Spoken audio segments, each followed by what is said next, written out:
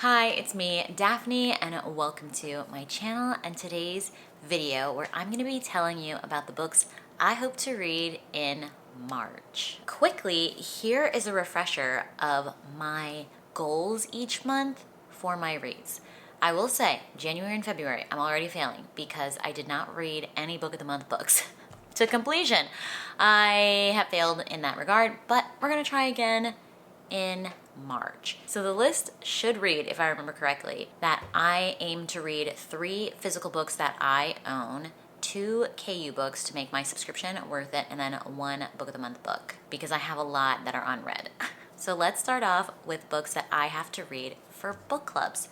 The first one I'll talk about is right here, and that's Verity by Colleen Hoover. I'm reading this for my book club with my friends from college. A few of them have previously read it, and then my one friend, Meg, who's getting into reading, binged this in one sitting.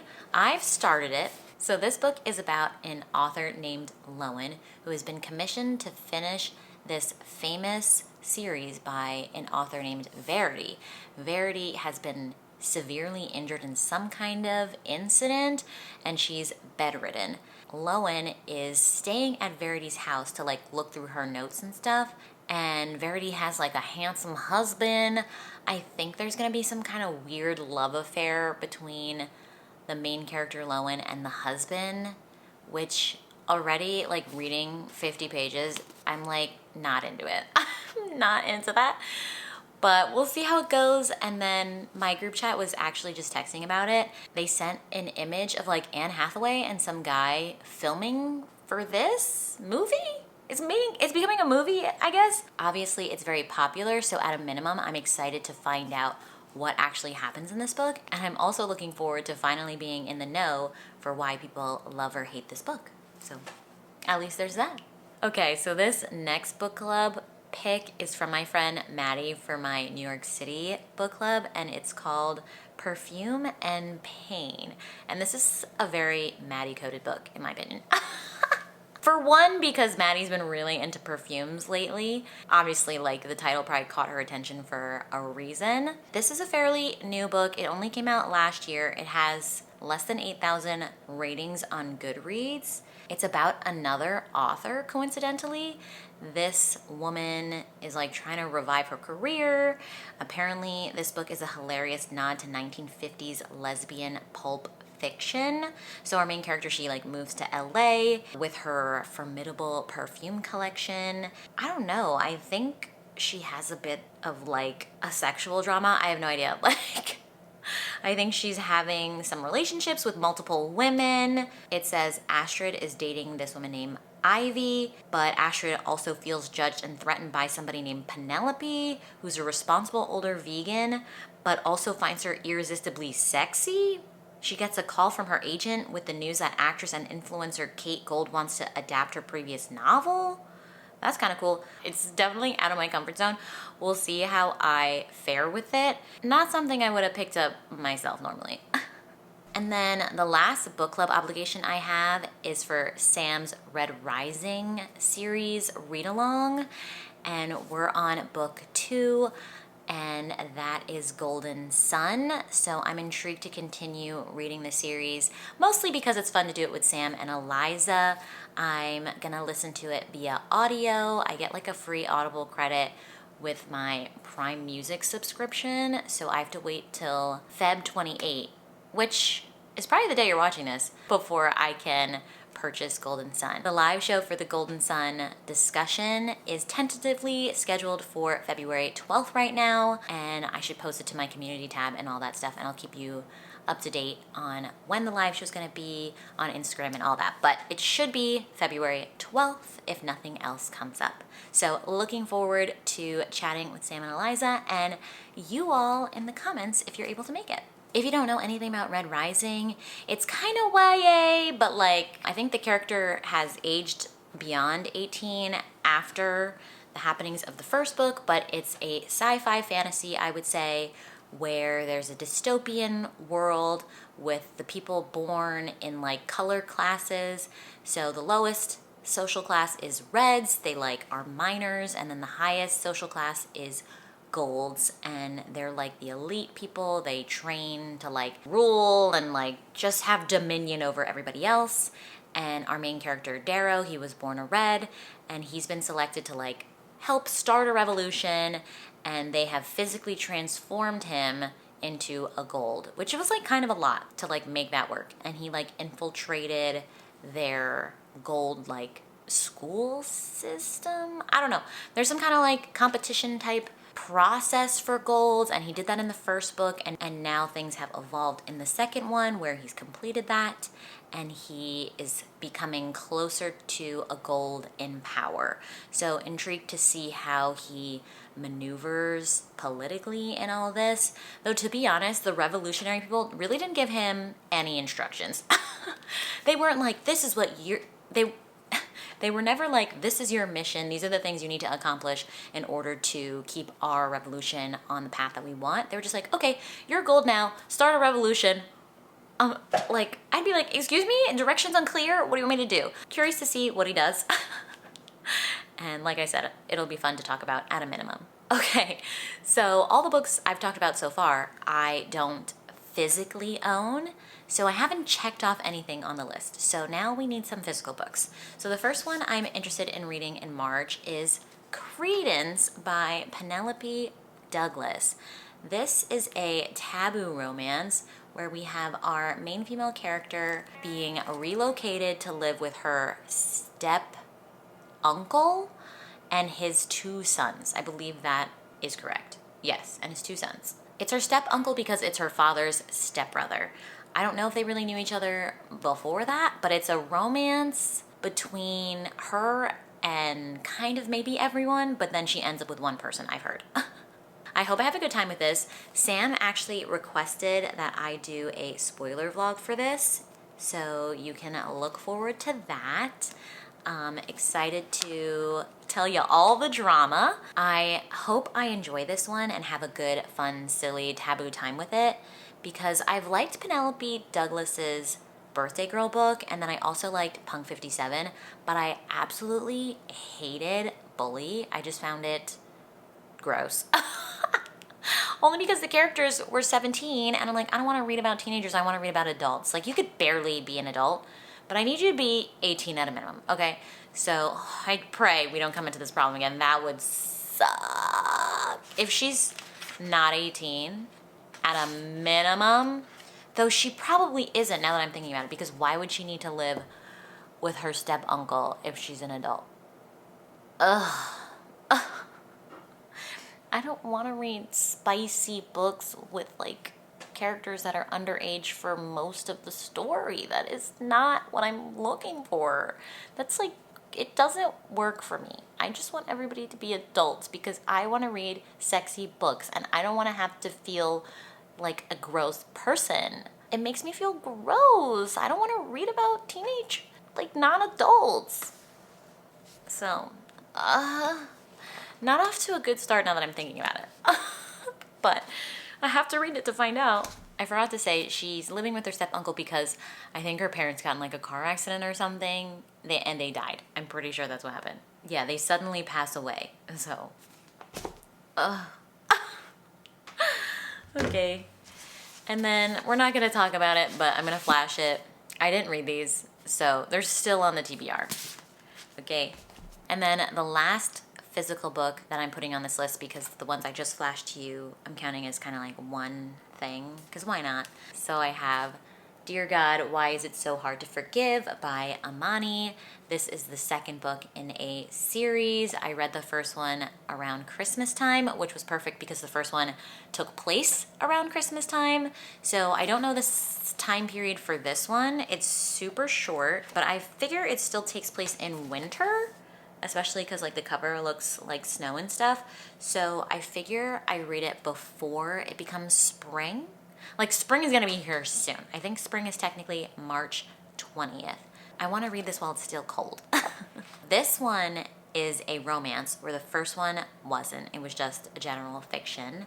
For context, the main character, whose name is Lydia, in the first one, it's about her trying to give a good Christmas for her like 10-year-old son. She works a like kind of dead-end job at a restaurant. She's not making much money. She's trying to get the managerial position, but there's drama with like leadership at the restaurant and all this stuff.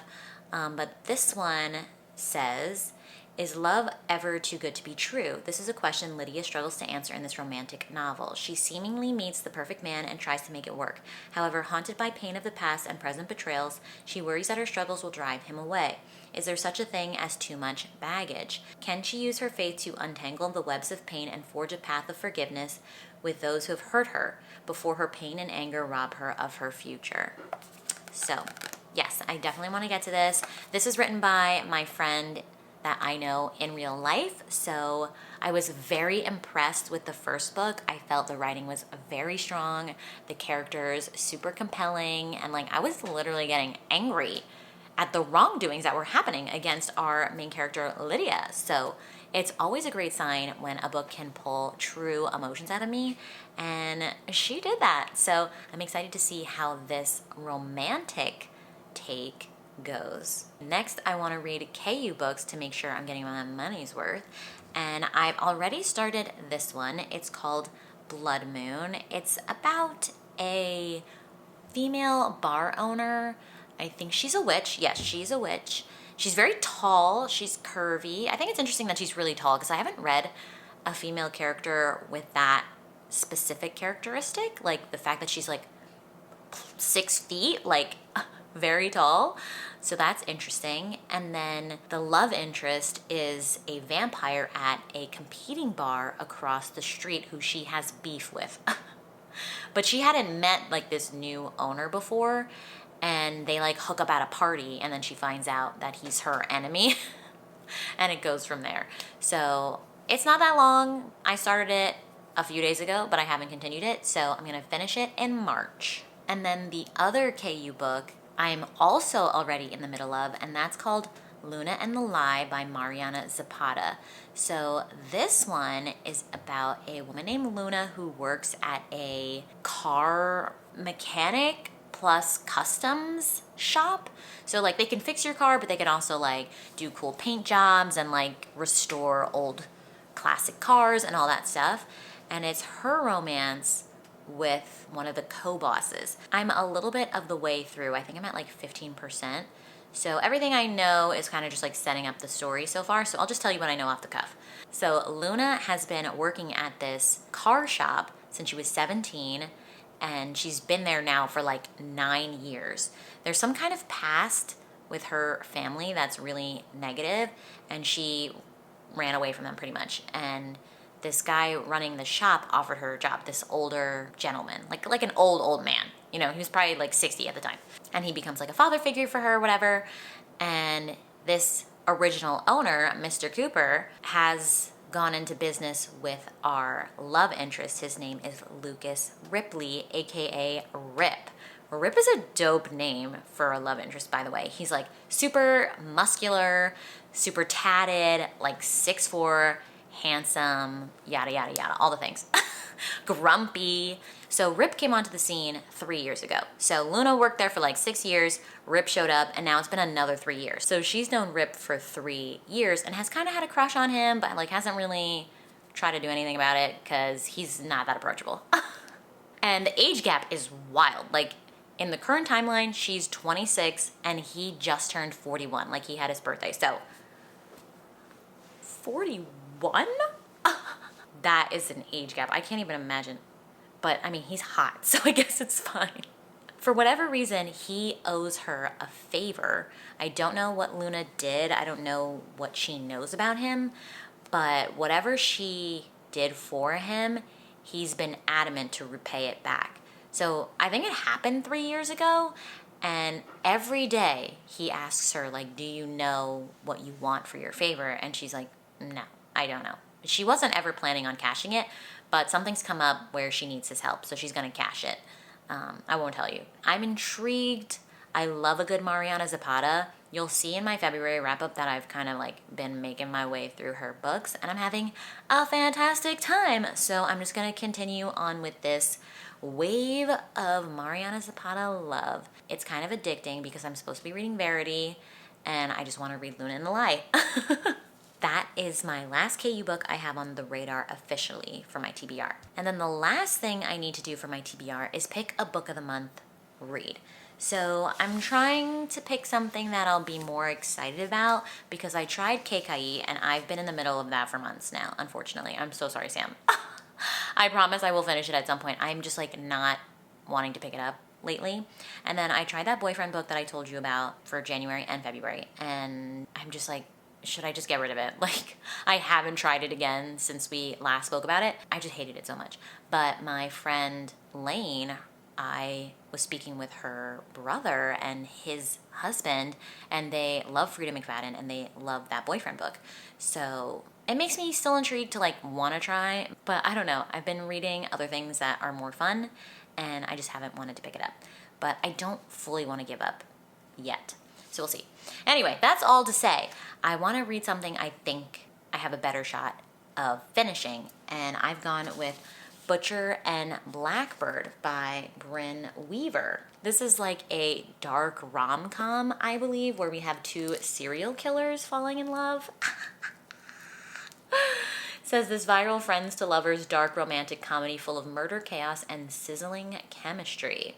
What a chance encounter sparks an unlikely bond between rival murderers. That is so funny. I don't know who I was talking to. I think I was on a live and some people in the comments were talking about this book and how good it is.